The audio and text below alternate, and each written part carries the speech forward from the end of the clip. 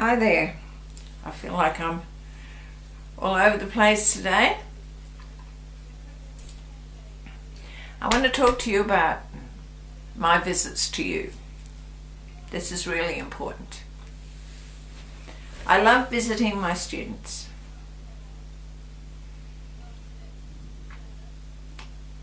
I usually think about visiting students when I get a number of modules that are consistently inaccurate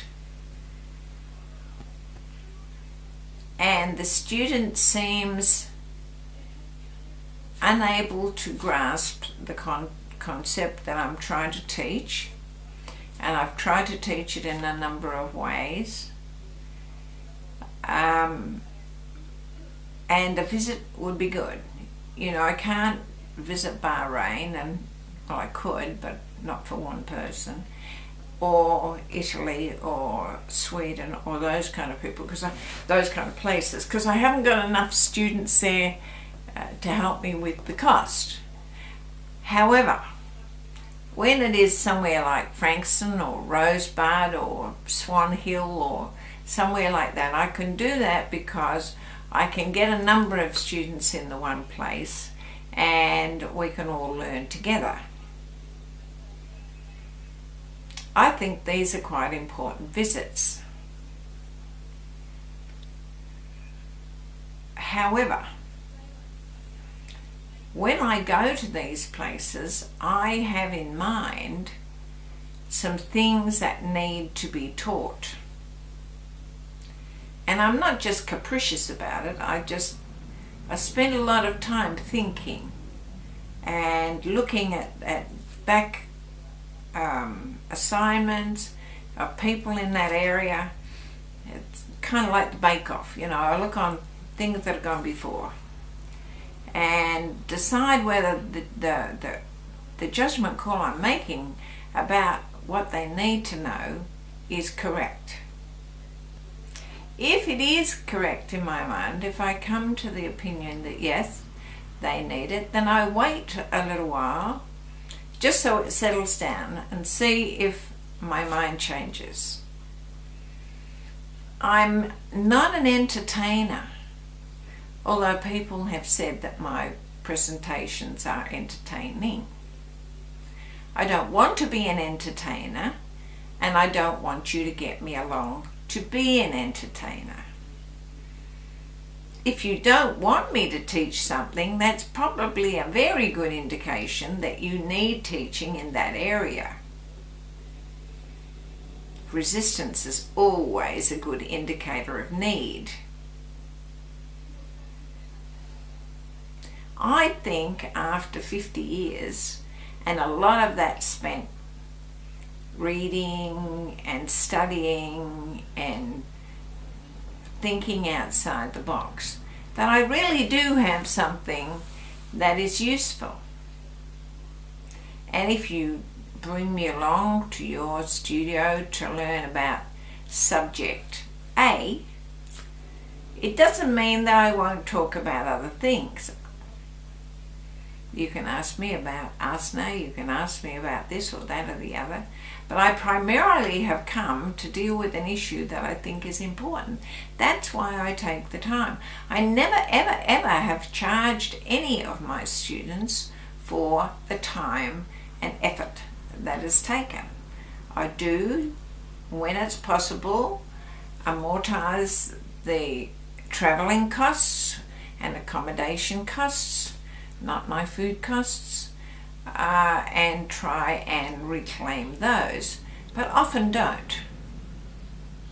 So it's not about, oh, you know, I'm coming up there to make money, because I am not. I'm coming up there because there is a need, and I have determined the need, and I would like to fill the need.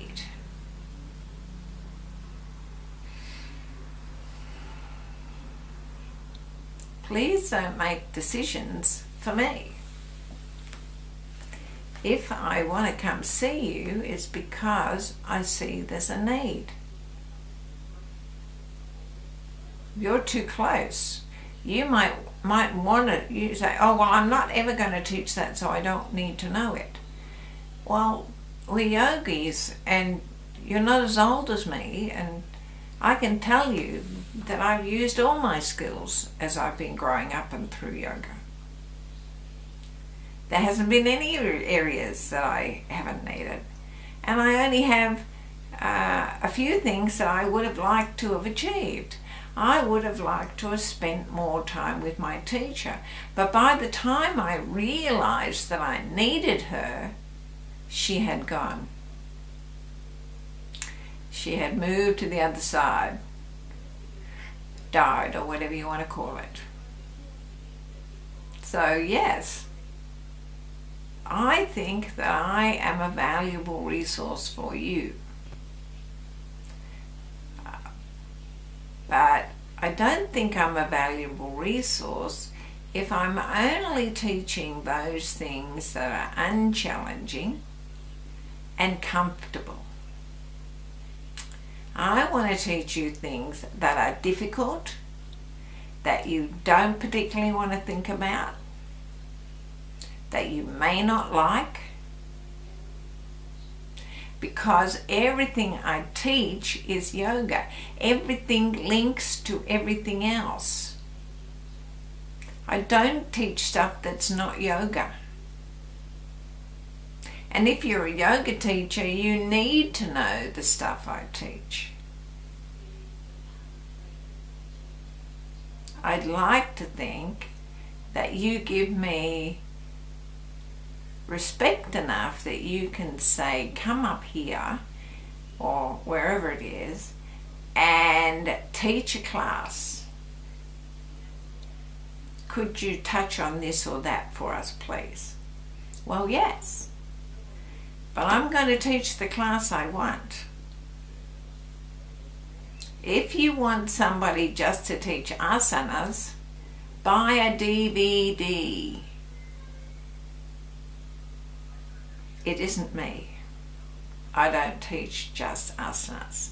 Iyengar said yoga really needs to be taught one-on-one.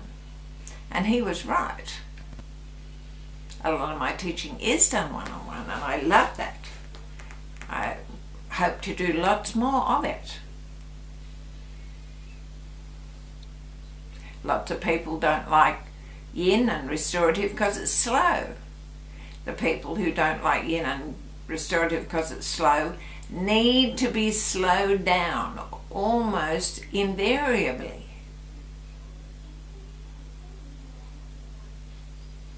They don't like to think. When I started with yin and restorative and doing meditation at the end, people used to leave. Those people now are in my yoga classes and they don't leave. And the parts they used to leave for are now their favourite parts. So don't judge. Patanjali said don't judge. There will come a time when there's no judgment. Don't judge. Because I might come up and say exactly the thing that you wanted. But you're not going to know till I get there.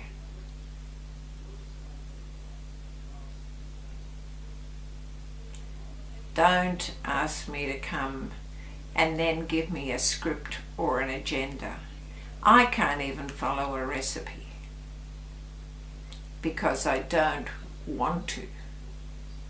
I don't think it's useful for the way that I live, and I don't think that teaching yoga by a recipe would be good for you either.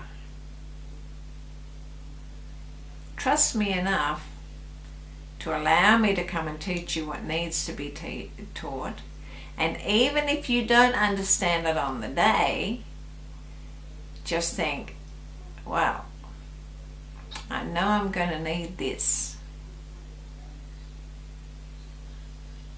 I just put it on the burner over here until I can understand it a little bit more.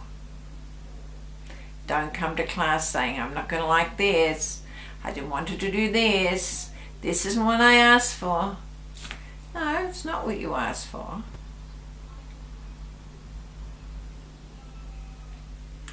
One way not to get what you ask for is to ask me for it. I'm not an entertainer. I'm not going to follow a recipe, an agenda, or a format unless I'm being awarded the Nobel Prize. And that is unlikely. So have a lovely weekend. Enjoy your yoga. Teach well.